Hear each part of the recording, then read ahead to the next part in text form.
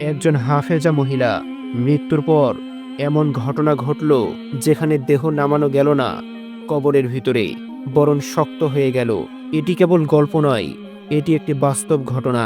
আমাদের দেশের এক গ্রামের ঘটনা, যেখানে এক মহিলার মৃত্যুবার্ষিকীতে পুরো পরিবার এবং প্রতিবেশী হতভাগ হয়ে গেল। দেহ ছিল হাফেজা, কোরআন মুখস্থ করতেন, নামাজ এবং রোজা নিয়মিত করতেন। তারপরেও যখন দাফনের সময় দেহকে কবরস্থানে নামানোর চেষ্টা করা হলো, হঠাৎ দেহ অচল হয়ে গেল, কঠিন হয়ে গেল, ভারী হয়ে গেল। ডাক্তার, ইমাম এবং পরিবারের সবাই অবাক হয়ে দাঁড়িয়ে রইলেন। কেউ বুঝতে পারছিলেন না কেন এমন হলো। গ্রামের মানুষ কান্না থামাতে পারছিল না। কেউ কেউ বলেছিল, আমরা কি ভুল করেছি? এই দৃশ্য শুধু শোক নয়, বরং একটি গভীর রহস্য প্রকাশ করলো। আপনি যদি জানতে চান কেন এমন হলো, তাহলে পুরো ভিডিওটি দেখতে থাকুন। কিছু ঘটনা মৃত্যুর সময় প্রকাশ পায়, যা জীবন দশায় অজানা থাকে। হাফেজা মহিলার জীবন পূর্ণ আমল থাকা সত্ত্বেও এই ঘটনা হলো। এটি শুধু পরিবার নয়, পুরো গ্রামের জন্য শিক্ষা এবং সতর্কতা। যারা বিশ্বাসী ছিলেন তারাও হতভাগ।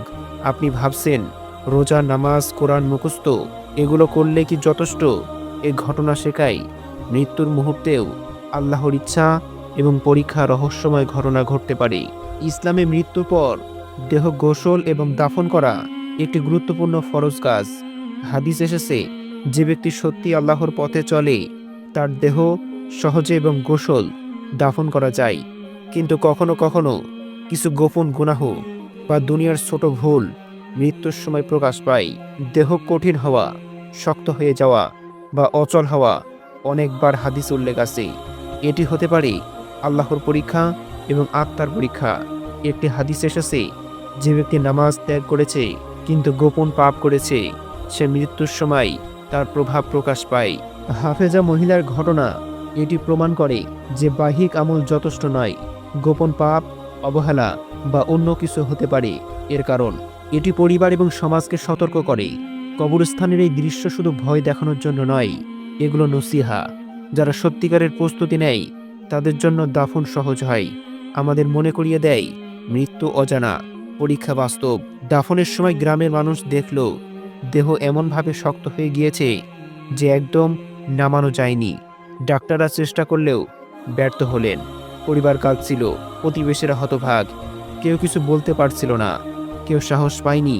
এই দৃশ্য শুধু এক ব্যক্তির নয়, পুরো গ্রামের মনে গভীর প্রভাব ফেলে দিল। হাফেজা মহিলা হওয়া সত্ত্বেও মৃত্যুর সময় এমন ঘটনা ঘটে।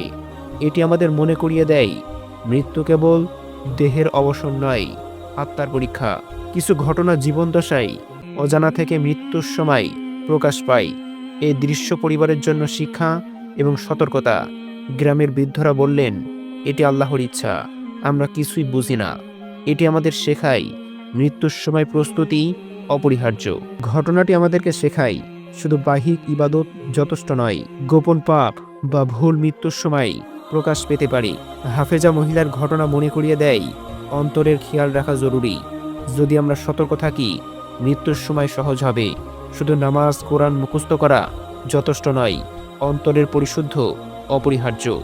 গ্রামের মানুষ আজও সেই ঘটনার কথা মনে করে কাঁদে। মৃত্যু অজানা, কবর অজানা, কিন্তু প্রস্তুতি আমাদের হাতে। হাফেজা মহিলা হওয়া সত্ত্বেও পরীক্ষা হলো। এই গল্প আমাদের চোখ খোলার জন্য নয়, সতর্ক হওয়ার জন্য। আপনি কি প্রস্তুত? আপনার আমল কি ঠিক আছে? আজ থেকেই নিজেকে প্রস্তুত করুন। মৃত্যু অজানা, কিন্তু প্রস্তুতি আমাদের হাতেই।